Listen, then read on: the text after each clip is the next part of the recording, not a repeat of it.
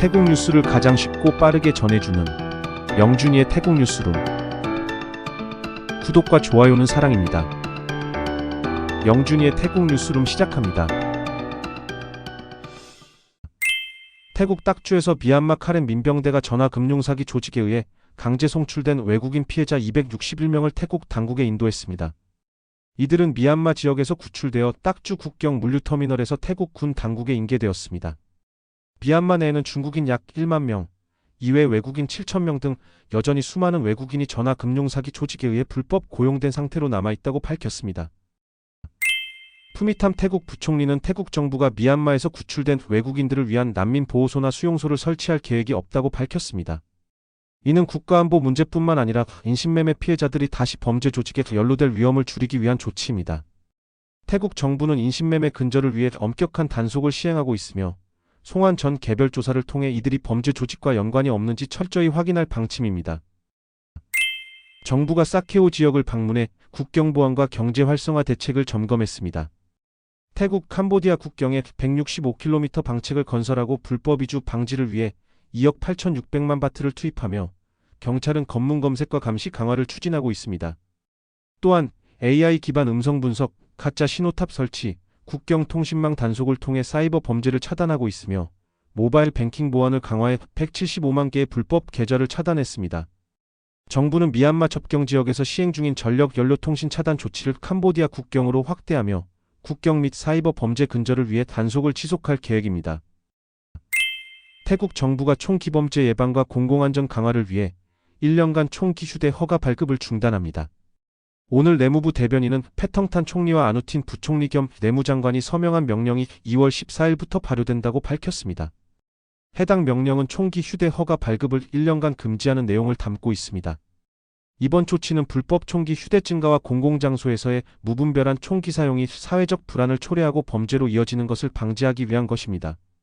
정부는 이를 통해 총기 관련 폭력을 줄이고 국민 안전을 강화할 방침입니다. 오늘 태국 국회 공동회의에서 헌법 개정 및 신설을 포함한 심사가 진행되었습니다.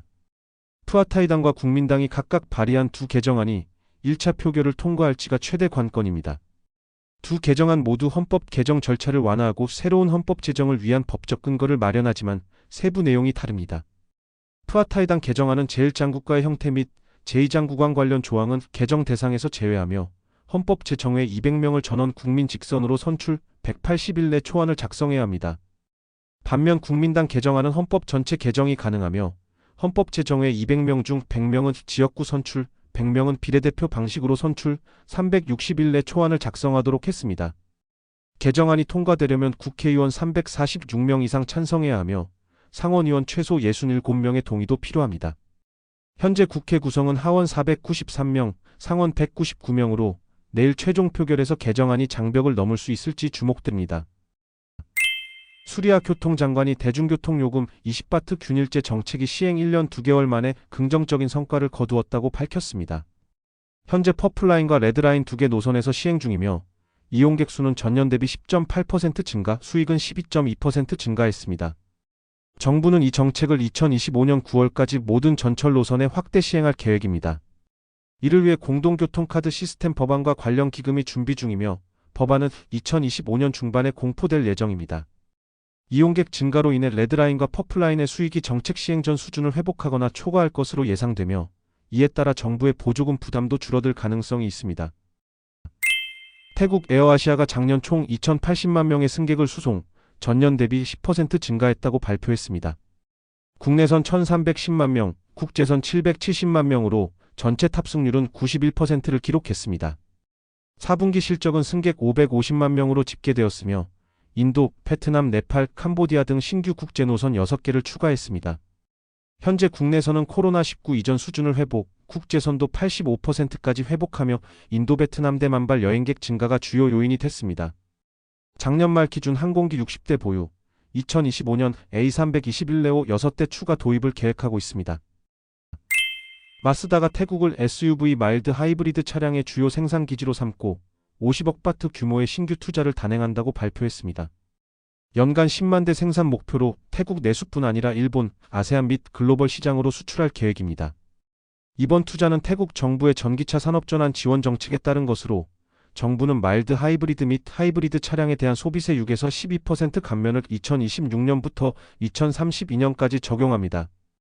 또한 태국 투자청은 자동화 로봇 첨단 기술을 활용하는 자동차 제조업체에 대한 인센티브 제공을 통해 산업 경쟁력을 강화하고 있습니다. 태국 우타이타니에서 발렌타인데이를 앞두고 꽃값이 급등하며 꽃집들이 분주한 모습을 보이고 있습니다. 중국산 생화 장미는 개당 100바트로 전년 대비 상승, 조화 장미도 20바트에서 30바트로 인상되었습니다. 가격이 오르면서도 주문량이 많아 발렌타인데이 당일까지 밤샘 작업이 이어질 전망입니다. 특히 현금을 장식한 꽃다발이 인기로 100바트에서 500바트 지폐를 포함한 주문이 증가하고 있으며 일부 고객은 최대 1만 바트 상당의 현금을 넣어 선물하기도 합니다. 태국 재무부가 자동차 할부 대출 활성화를 위해 신용보증공사가 대출 보증을 확대하는 방안을 검토 중입니다. 오늘 피차이 재무장관은 최근 자동차 대출 승인율이 감소하면서 국민들의 경제활동에 어려움이 발생하고 있다며 이에 따라 신용보증공사가 자동차 대출 보증을 기존 30% 이상으로 확대하는 방안을 고려 중이라고 밝혔습니다.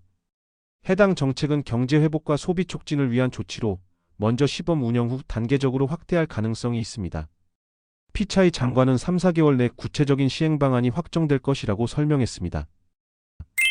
이민국가 마약 단속당국이 국제마약 밀매 조직과 연계된 한국인 남성을 촌부리주에서 체포했다고 발표했습니다. 인터폴 적색 수배가 내려진 한국인 남성을 촌부리주 좀티엔 지역 콘도에서 검거했습니다.